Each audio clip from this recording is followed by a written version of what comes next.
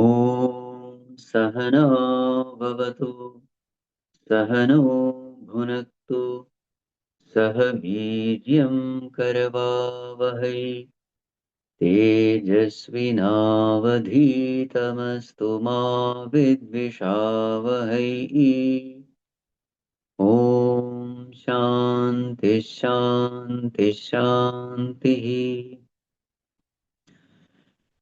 सदाशिवसमारम्भाम् शङ्कराचार्यमध्यमाम् अस्मदाचार्यपर्यन्ताम् वन्दे गुरुपरम्पराम्। श्रुतिस्मृतिपुराणानाम् आलयं करुणालयम् नमामि भगवत्पादम् शङ्करं लोकशङ्करम्। शङ्करं शङ्कराचार्यं केशवं बादरायणम् सूत्रभाष्यकृतौ वन्दे भगवन्तौ पुनः पुनः। समस्तजनकल्याणे निरतं करुणामयं नमामि चिन्मयं देवम् सद्गुरुं ब्रह्मविद्वरम् सद्गुरुं ब्रह्मविद्वरम्। अन्तर्यश्च बहिर्विधूततिमिरम् ज्योतिर्मयं शाश्वतम् स्थानं प्राप्य विराजते विनमताम् अज्ञानमुन्मूलयन् पश्यन् विश्वमपीदमुल्लसति यो विश्वस्य पारे परः। तस्मै श्रीरमणाय लोकगुरवे शोकस्य हन्त्रे नमः। तस्मै श्रीरमणाय लोकगुरवे शोकस्य हन्त्रे नमः।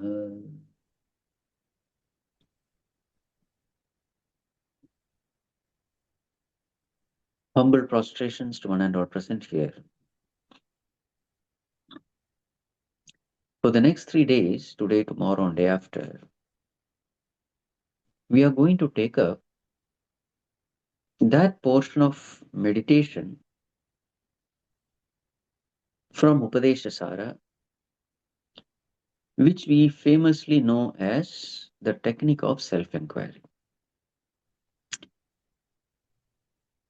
So this is a famous technique brought out by Bhagavan Ramana Maharshi. So this is what we are going to discuss. So the discussion will actually begin from verse number 14 of Upadesha Sara.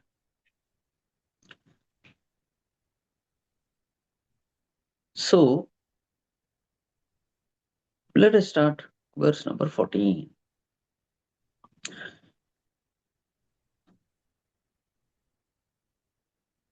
Rather, we'll start from verse number 15. Up to verse number 14, the topic gets over. From 15, that self-inquiry starts. नष्टमानसोत्कृष्टयोगिनः कृत्यमस्ति किं स्वस्थितिं यतः।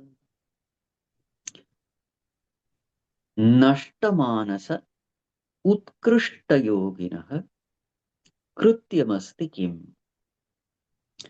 For such an utkrishta yogi, the best yogi, what has he done? Nashtamanasa.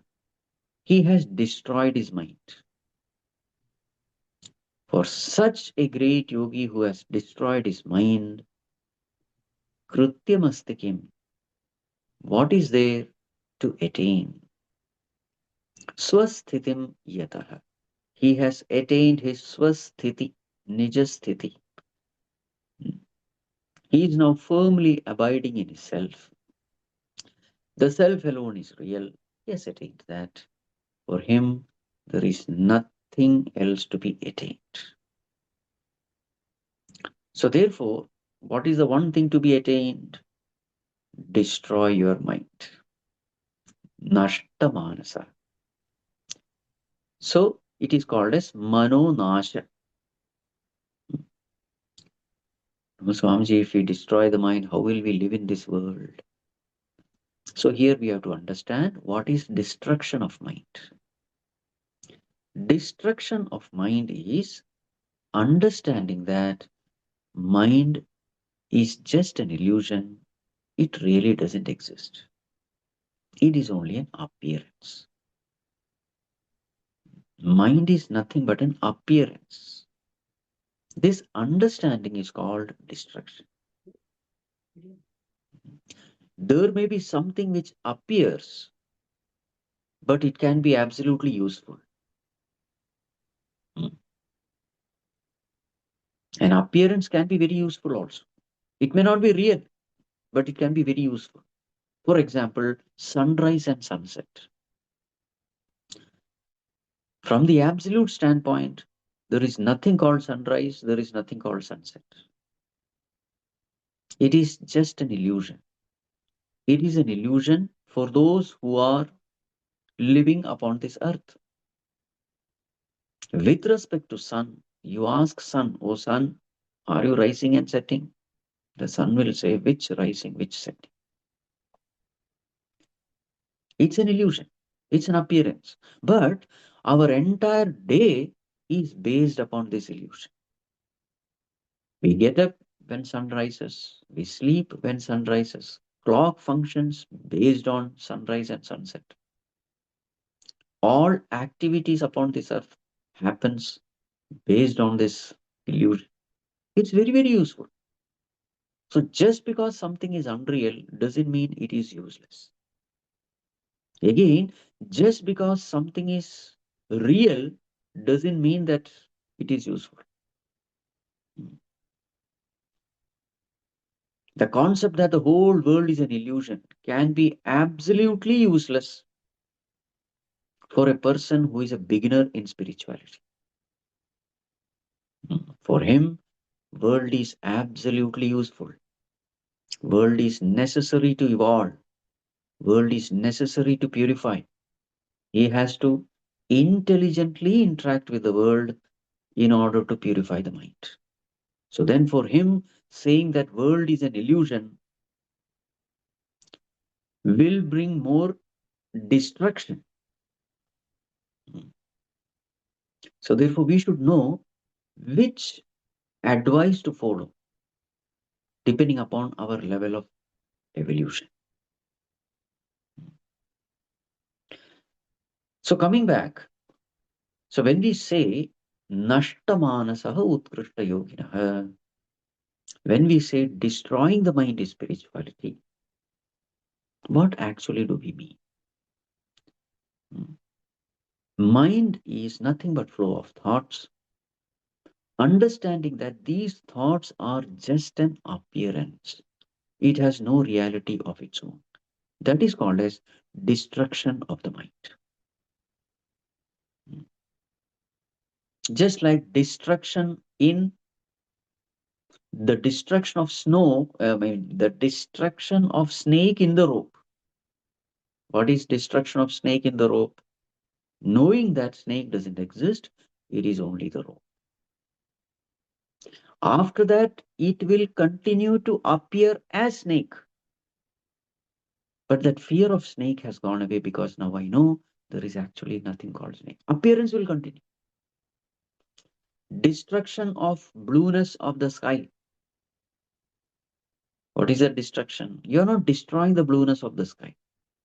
The blueness continues. But now you know that there is nothing called blue. Destruction of the mirage water. Hmm. The appearance of water continues in the desert. The problem is not appearance. The problem is when that appearance is given Satyatva Buddhi, and that Satyatva Buddhi gains Mahatva Buddhi, that this is something important, this is something real, it can put an end to my sorrow. This is the problem. Appearance is never a problem. When we give reality to a thing, then we give importance to a thing, and then we start seeking that thing. Now, these are all the problematic steps. Appearance of a thing is never a problem. The mirage water, yes, I'll continue to see. Though I know that there is no water, the vision continues.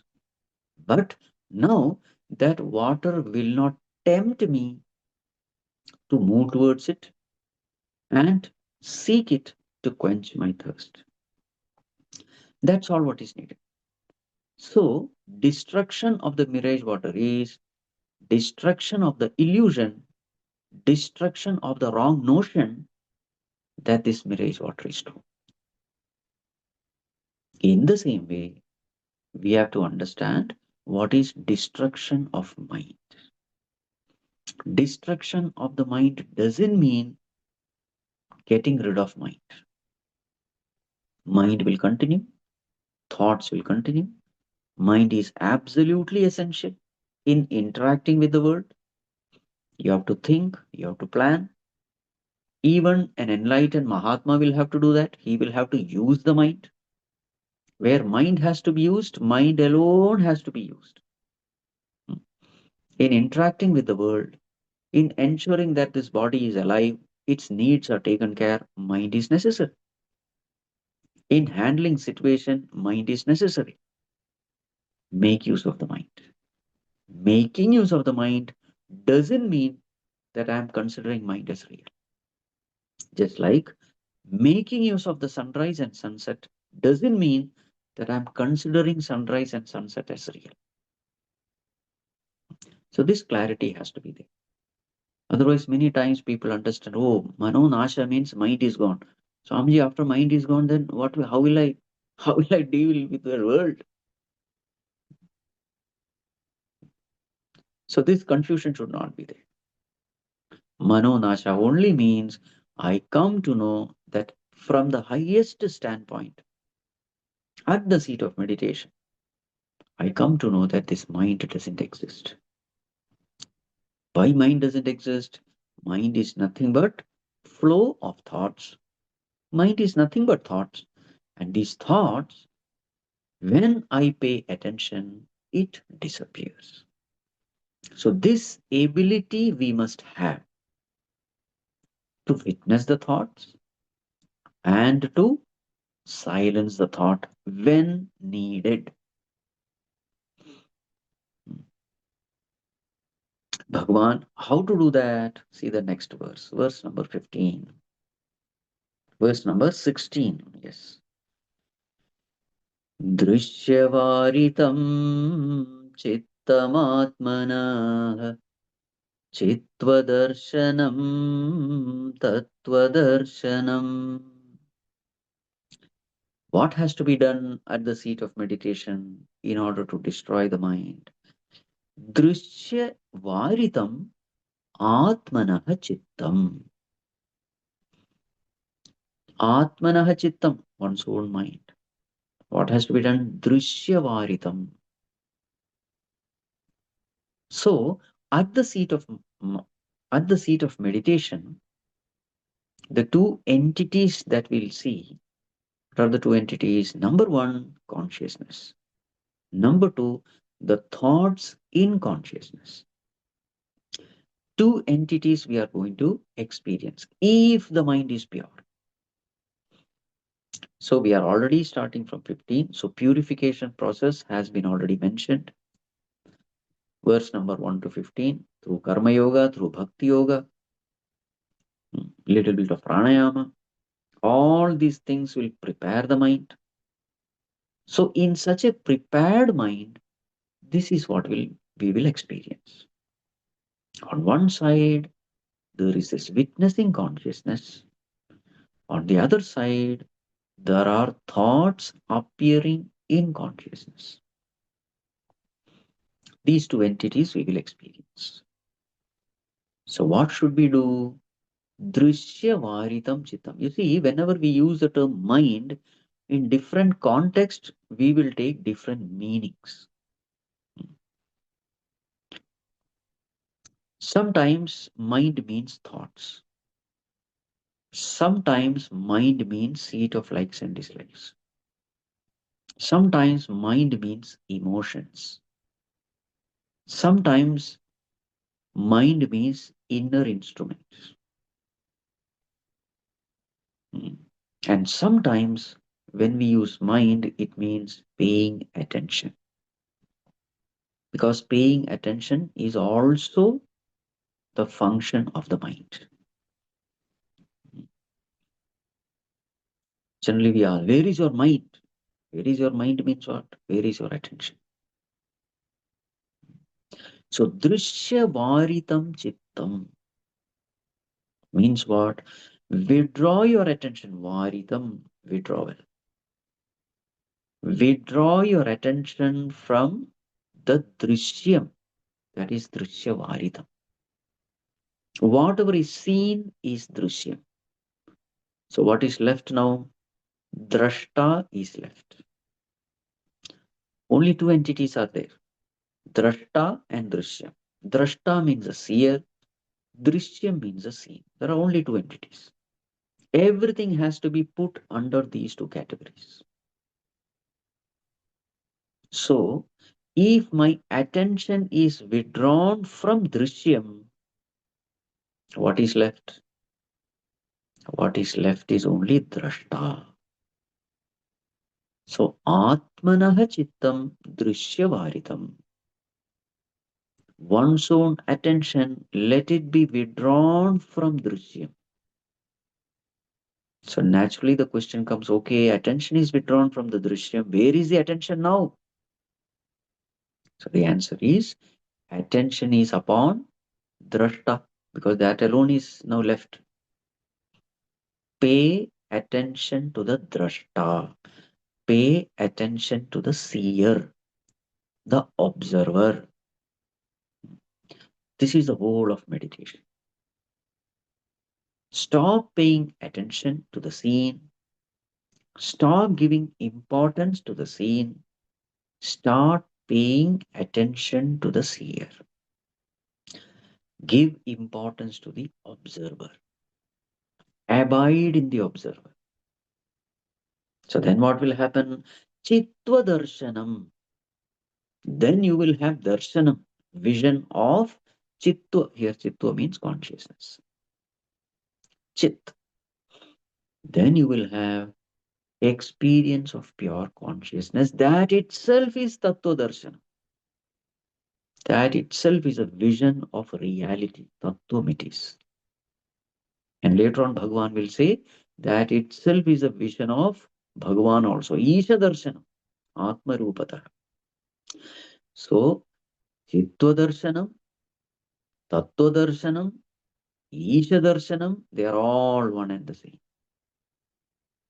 The vision of reality, vision of truth, vision of God, they are all synonymous terms. The vision of Supreme Self, they are all one and the same.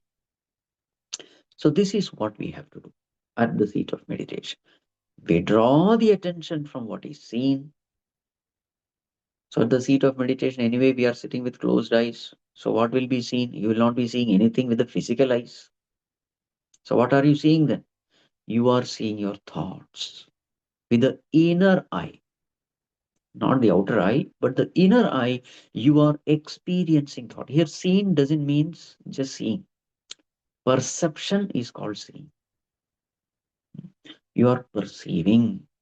You are experiencing. You are experiencing various kinds of thoughts.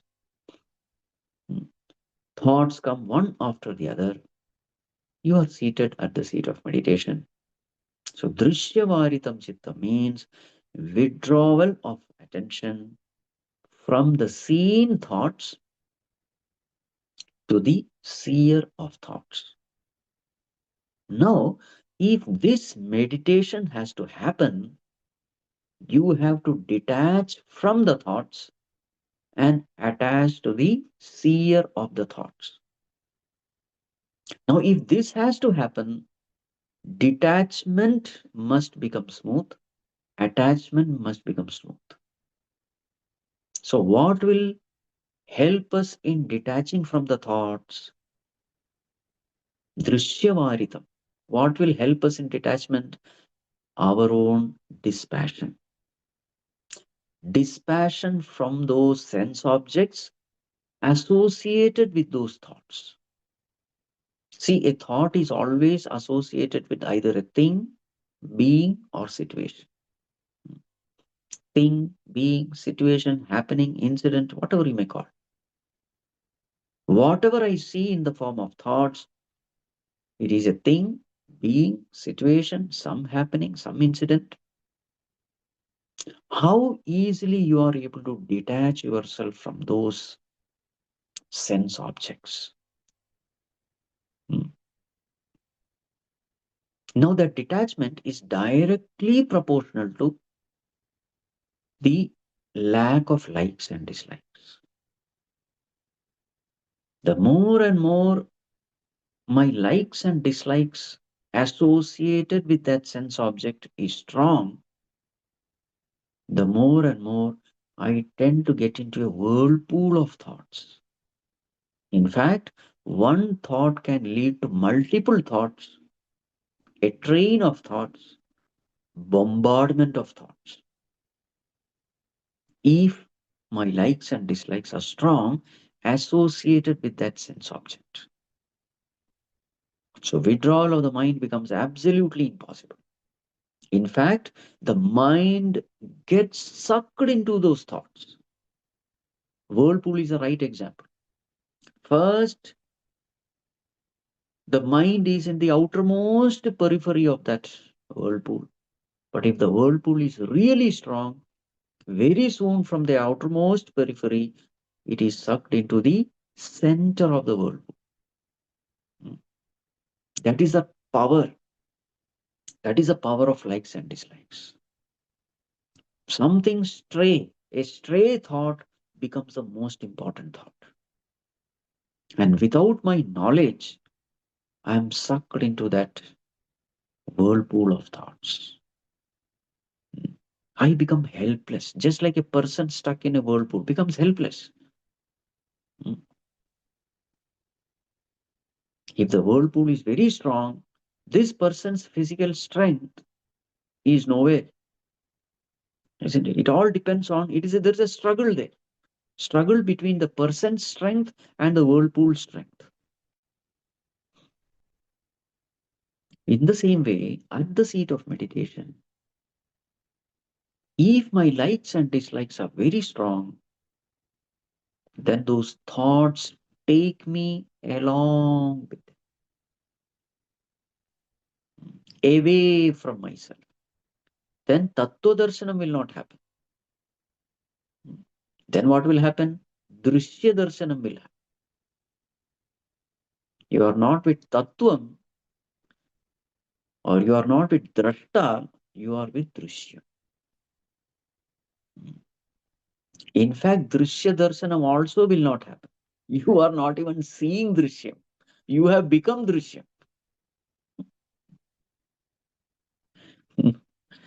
Because if you are seeing it, you still have some control. You are still unaffected. If you are able to watch your thoughts, that means still some kind of control is still your exercise. When we get sucked into the thoughts, we are not even aware that we have lost ourselves. Becoming one with thought is what is called as getting sucked into the thought. So, therefore, meditation is not possible unless the mind is prepared. That is why Bhagavan Ramana Maharshi speaks about this meditation only in the later part of the text, not in the beginning. So, how to purify the mind? Karma Yoga is the way. Ishwararpitam na ichhaya kritam chitta shodhakam mukti sadhakam. The initial stages of spirituality is always karma yoga. Karma yoga is much, much easier in the sense that I have to be in the world, make use of the mind, interact with the world. All those things are easy. But at the seat of meditation, if we have to see success in meditation, then to a great extent, we must have control over our thoughts. And what do you mean by control over the thoughts? Ability to witness the thoughts without getting affected by the contents of the thoughts. Drishya varitam. You're not stopping the thoughts. Thoughts are coming. And you are seeing the contents also. But the contents of the thoughts are not powerful enough to tempt you. The contents of the thoughts are not powerful enough because there is another powerful content in you where your attention is. It is all tug of war that happens at the seat of meditation. Question is, who is stronger? Are you strong or is your opponent strong? The fate of tug of war is decided there. If the mind is filled with likes and dislikes, then our opponent is very strong. So at the seat of meditation, what is determined? What determines your success is not what asana you sit, which place you sit, what mantras you chant, which posture you sit. All these are non-essentials, not very important. The most important thing is at the seat of meditation, who is controlling whom? Am I controlling my thoughts? Am I, what do you call? Yes, am I controlling the thoughts or are the thoughts controlling me? Hmm. The more and more the mind is filled with likes and dislikes, such an impure mind starts controlling me, hmm, starts dictating terms to me. And how does such an impure mind dictate terms to me? By forcing me to pay attention to its content. Hmm. Helplessly, I start paying attention to the contents of the thoughts and not to the observer of the thoughts. An impure mind will not allow me to pay attention to the observer of the thoughts.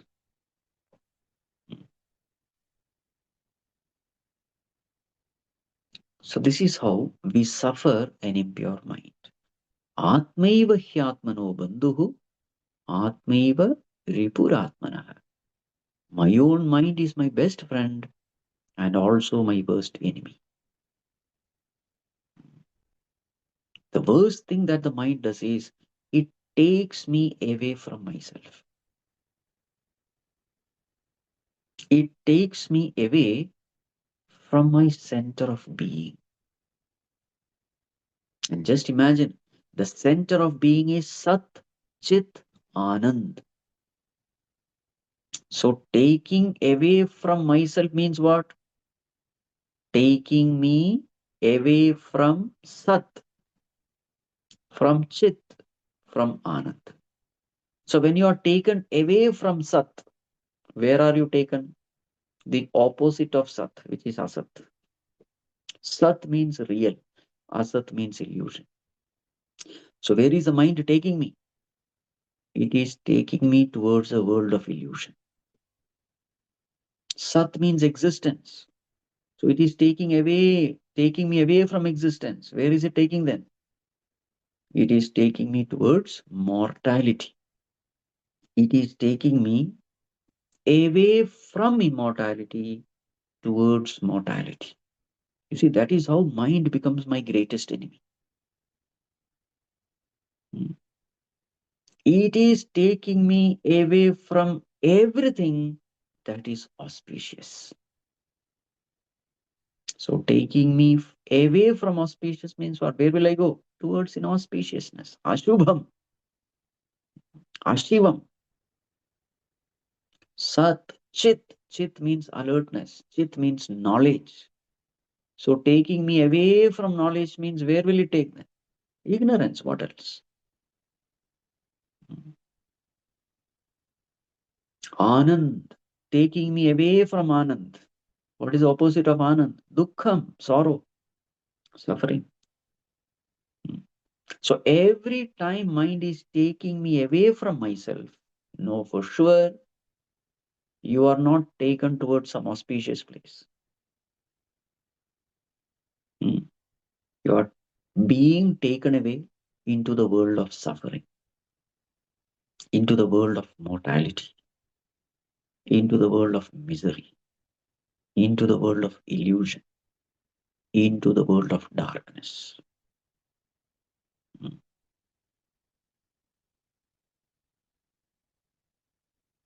So now, when I am getting carried away by the mind, who is giving the strength to the mind to carry me away from myself?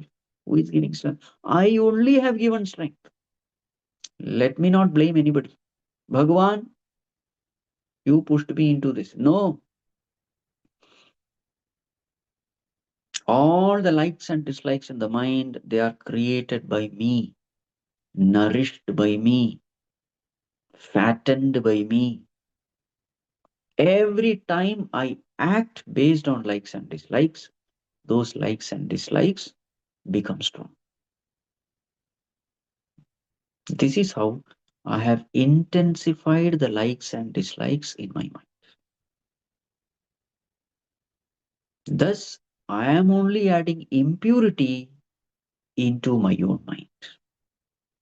A mind filled with likes and dislikes is an impure mind. Who is putting impurity?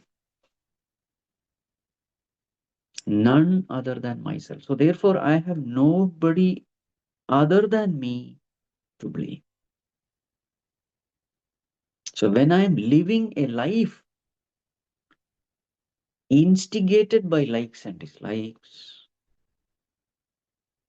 I am also unconsciously filling the minds with the samskara of likes and dislikes, which finally I have to pay a price at the seat of meditation.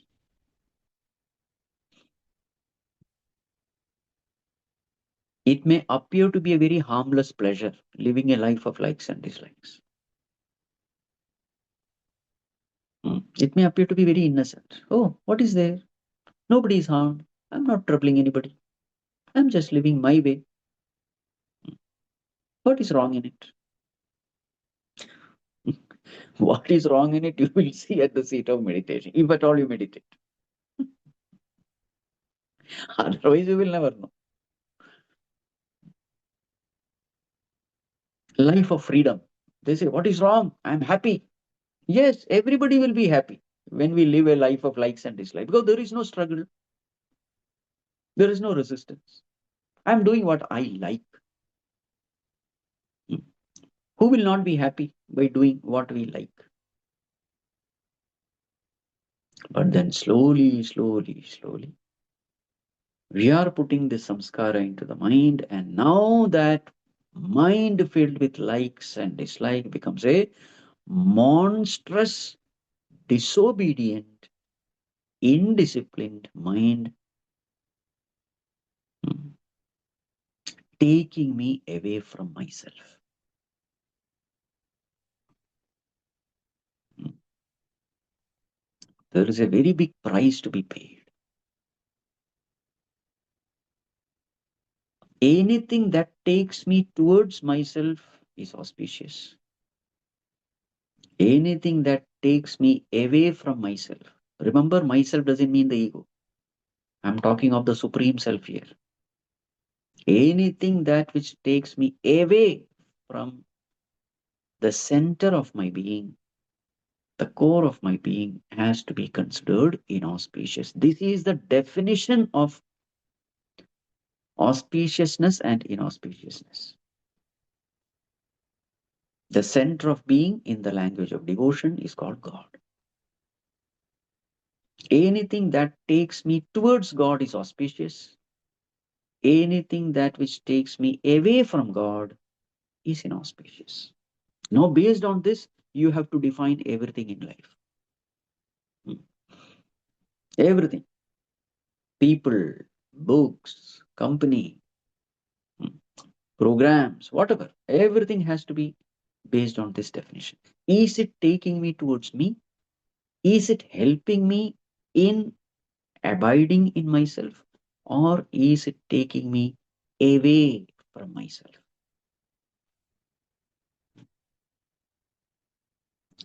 Because finally, drishyavaritam chittam has to be cultivated. I must be effortlessly able to drop the outer thing. I must be effortlessly able to pay attention to the innermost essence.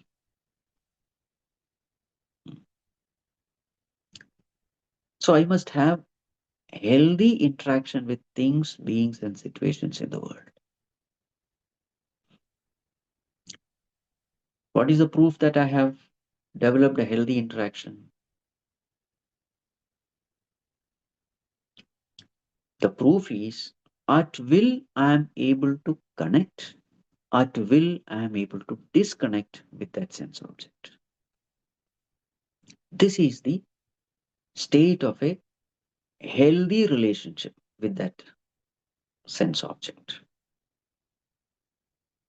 Hmm. There is effortlessness in connecting, there is effortlessness in disconnecting. That is why Bhagavan in Bhagavad Gita gives the example of tortoise. Kurmongani sarvashah. How effortlessly the tortoise extends out its limbs out in the world. World is necessary. You can't just live in the shell. It is necessary to interact with the world. Your food is there in the world only. So you have to come out.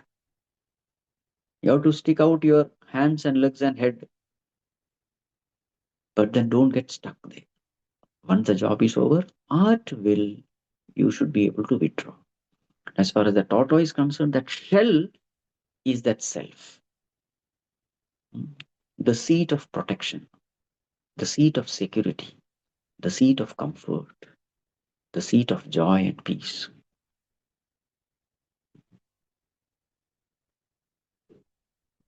So there is nothing wrong in interacting with the world.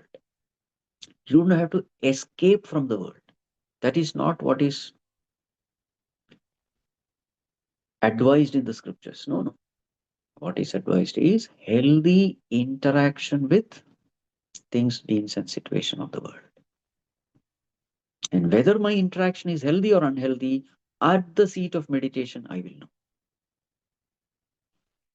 If I'm getting stuck with a sense object, either due to like or due to dislike, both ways. Sometimes you may hate a person so much that the moment the thought of that person comes, the mind is filled with that person only. All that he has done so many years back, all that he has spoken, all that thing will keep bubbling up. So the whirlpool can be the whirlpool due to likes or whirlpool due to dislikes. Both are unhealthy. Both are unhealthy because they take my attention away from myself. So, what is sin according to spirituality? Anything that takes my attention away from myself is sin. You see how the definition of each and every term changes.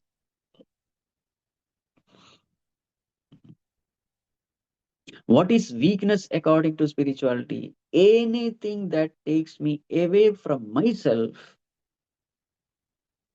makes me weak.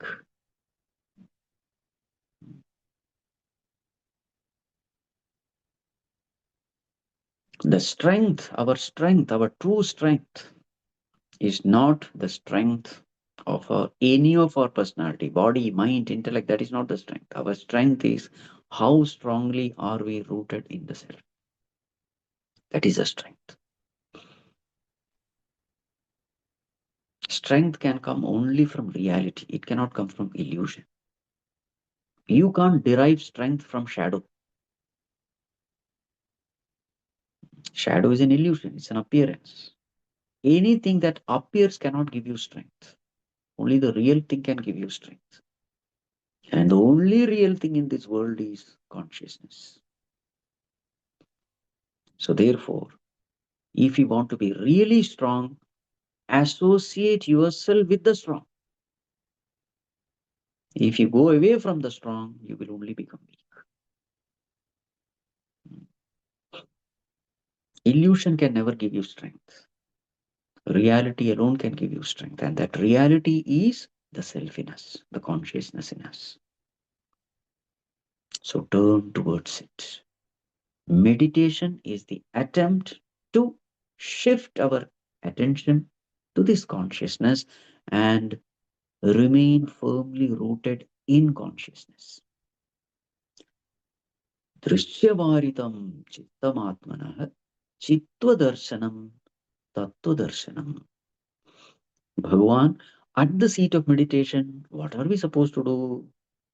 Very famous verse. Manasam tu kim margane krute naiva manasam marga arjavat. This is marga arjavat. Arjavam marga, straightforward path. Meaning, if you can do this, you need not do any other spiritual practice. If you can do this, what has to be done? Manasam tu kim iti margane krute. What is this mind? Thus, when you do marganam, when you do inquiry, what do you find? Naiva manasam. There is no mind only. Hmm. When you inquire into the nature of mind, wonder of wonders, you come to know there is no mind. See the implication of this term. There is no mind means what? Anything associated with the mind is not there. What are the things associated with the mind? In fact, everything. The whole world is associated with the mind. My personality is associated with the mind. My association with the world is associated with the mind only. Everything is mind except consciousness, everything is mind. Now, when you say mind is not there, what does it mean? There is nothing except consciousness.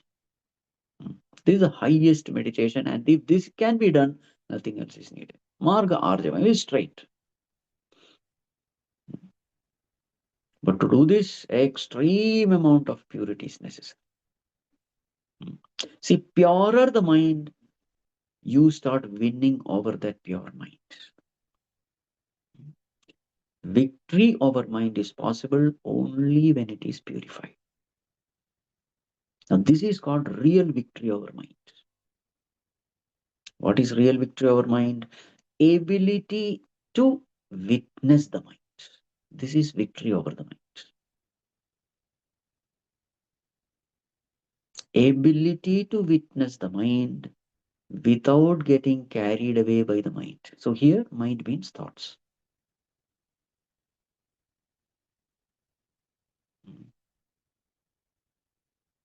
That is called as marganam. Enquiry is not again initiating another set of thoughts.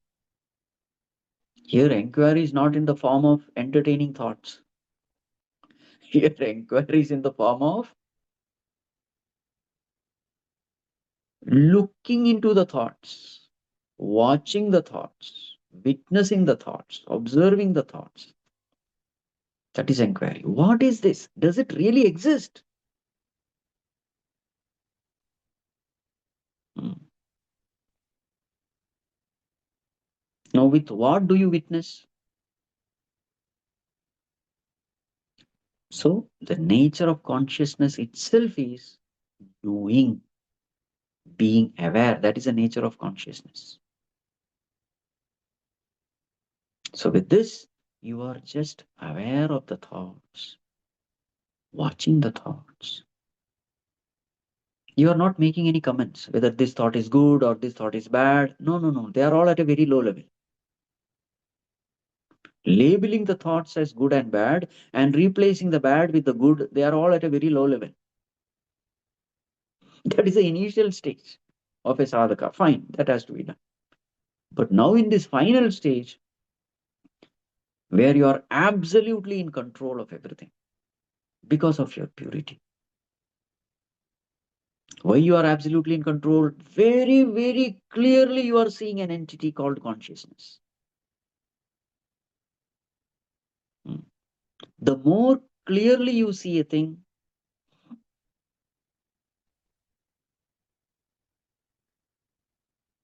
the more you start experiencing the properties of that thing. So, in a pure mind, consciousness is very, very clear. As Satchit Anand, abiding firmly in that consciousness, you are watching those thoughts. In fact, you have created another whirlpool in you. Now, this is a whirlpool of consciousness. To such an extent, now the thoughts are not able to take you out of that whirlpool. You see, it is as though there is a powerful magnet and you are stuck to that magnet. Then it is very difficult to pull out that iron piece from that magnet. The mind is incapable of pulling you out into the world of illusions.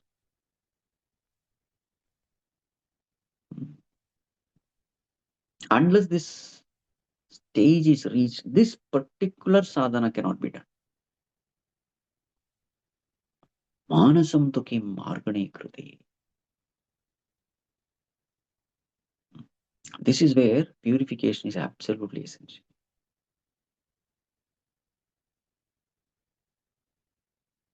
This is where we have to reach.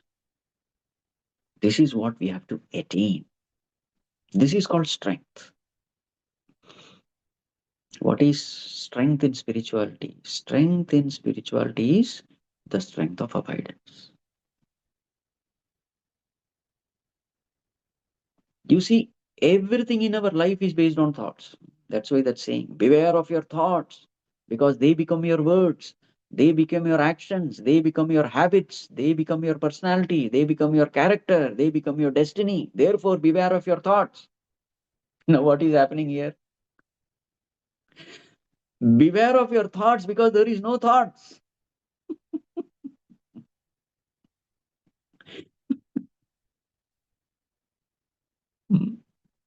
You point blank shot. Now, when thoughts itself, it is not there. What to talk of words and deeds and personality and destiny and all those kind of things. You see, this is real spirituality. Beware of your thoughts, they become your words, action. Fine, that is also true. At its own lower LKG level, that is also useful. It can improve our surroundings, our personality. But here, what is happening is destruction of personality, destruction of the world, destruction of the mind. Once you have destroyed the mind, nothing else exists. That is called as manonasha. You see,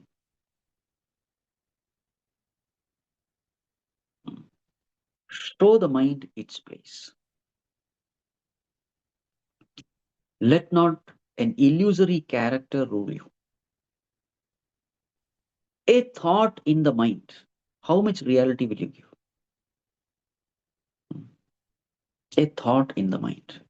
Let us say an elephant. You just close your eyes and imagine an elephant. And you're very clearly seeing in your mind an elephant. Now, how real is that elephant? It doesn't exist. It is just a figment of your imagination. But if you go on imagining it, go on imagining, very, very soon, that particular thought start manifesting in the world and appears very, very real. This is a mistake. Any stray thought can be constantly entertained and materialized. Mind is subtle matter. When you go on giving importance to subtle matter, that subtle matter start becoming gross and appears as a gross materialistic world.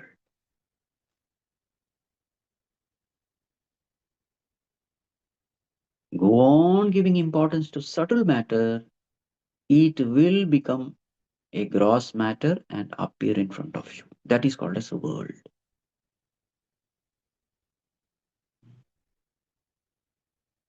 Everything starts with the mind only. As your thought, so is the world perceived by you. As your thought, so is the world formed around you. But if suppose I destroy my thoughts, then what about the world around me? The world also disappears. That is called as samadhi. Nirvikalpa samadhi. Vikalpa itself is not there. Division is not there because there is only one. For division, minimum two should be there. When there is one, where is division? So, no vikalpa, nirvikalpa. Manasam tu kim margane krite. Naiva manasam. No mind, therefore no world also. World is nothing but the projection of the mind. So when you reach a state of no mind, it also implies no world. Then what remains? Only the reality will remain. This must be the strength of your inquiry. If your inquiry is single pointed, then only the reality can stand that inquiry. All illusions will just disappear.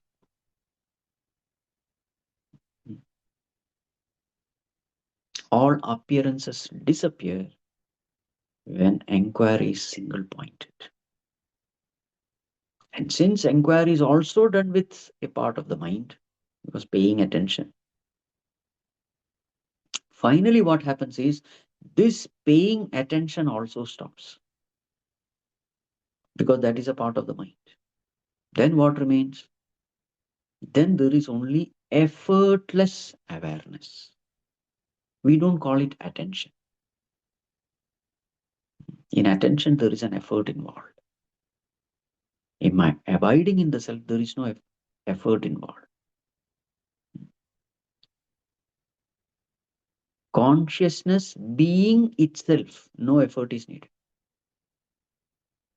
But when the ego tries to meditate on consciousness, effort is needed.